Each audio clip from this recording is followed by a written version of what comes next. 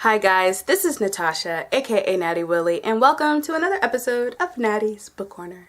Yay! And I want to thank everyone that has watched my videos so far, and I hope you continue to watch, and I hope you leave comments below, and I definitely want to start a conversation about the books that I've read so far. And I finally read for you guys The Kingmaker's Daughter. Whoop whoop. I finished it late last night. I'm able to review it for you today, or tonight I should say. And I have to say that I definitely enjoyed this book more than I enjoyed The Red Queen. This was Anne Neville's story, who was the Earl of Warwick's daughter, one of the daughters.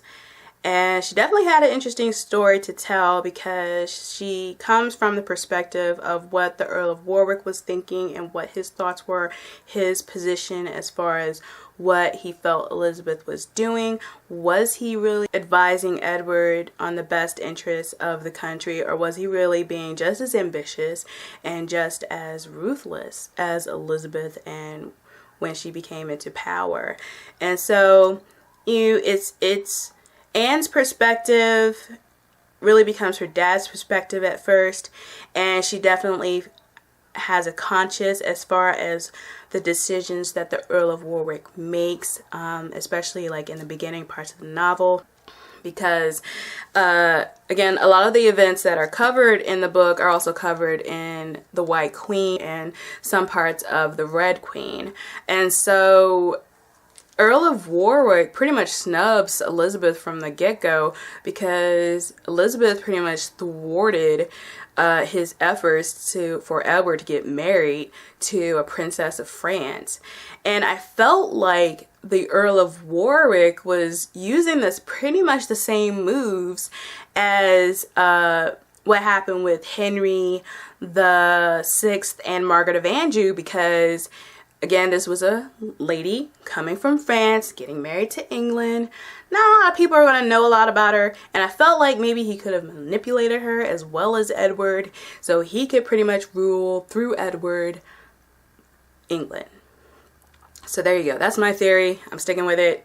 And I definitely see the parallel between what Elizabeth was doing and what the Earl of Warwick was doing, and later on Anne, George, Isabel, and just the whole caboodle of them.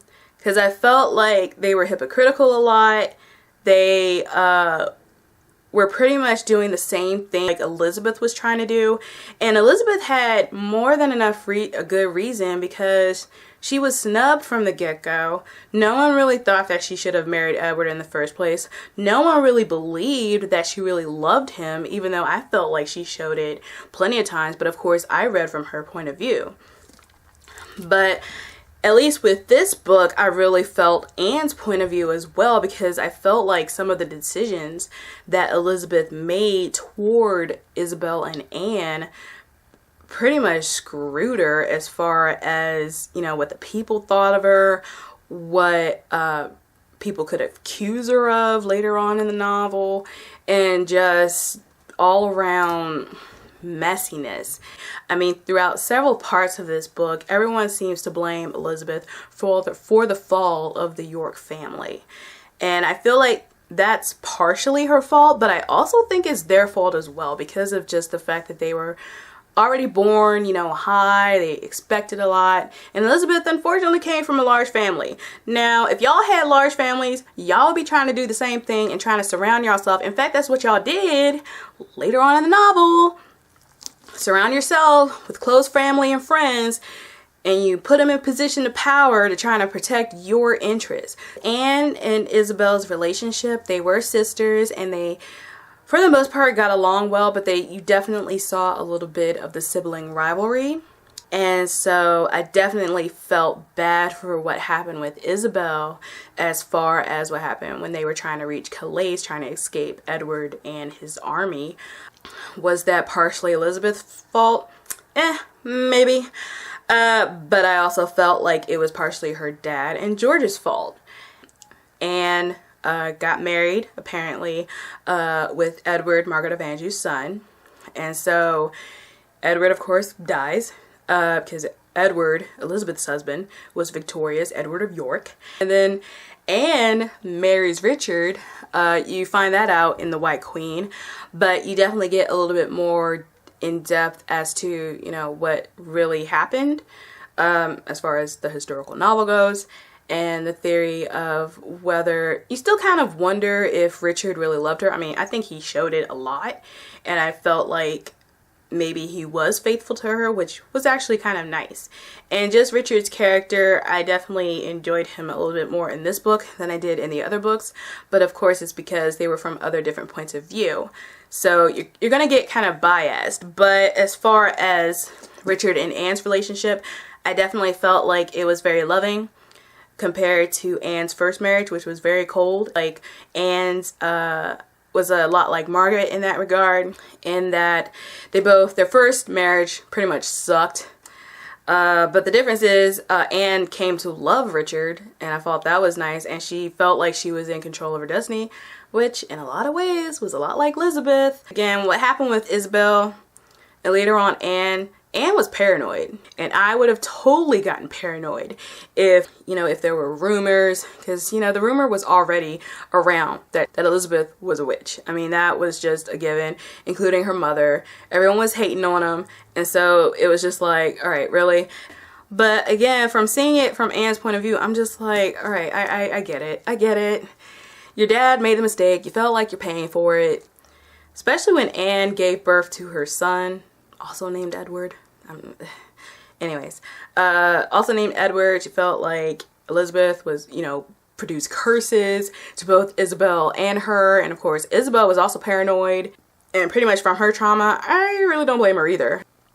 And George definitely, you know, put more seeds in her ear to make her more paranoid, including Isabel. But I have my own theory as far as to what happened with Isabel, because Elizabeth got the short end of the stick on that. And unfortunately, because of her reputation, it didn't help matters.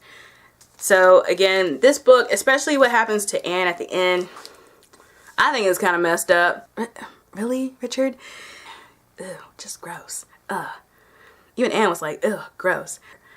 She felt like she's always had this tragedy one after another, and she felt like it was all Elizabeth's fault. And unfortunately, some of it was, but some of it wasn't. The next book that I'll be reading in the Cousins War series is The White Princess, which is Elizabeth's daughter, also named Elizabeth. I'm just loving, hating the names, the repeat names. They definitely took Junior to a whole nother level. Not only with the sons, but also the daughters. And we still don't know what really happened. I thought I had it down pat, but no, I was wrong with that too. So you're definitely going to keep wondering what really happened to the boys in the tower. And I'm really curious to where it's going to start. I haven't started reading it at all, so I really don't know when the book is going to start and when it's going to end. But definitely looking forward to reading it. And I'm also reading other books as well. I think I will take a break next week and come back to you maybe bi-weekly just to get a chance to really read these books. So thanks guys, thanks for watching. Let me know what you think. Did you like The Kingmaker's Daughter? If so, why? If you didn't, why? Oh, I almost forgot. I give this book a 9 out of 10 because I definitely enjoyed it. It was definitely good to see the different perspectives from Anne and her journey and how she felt about things.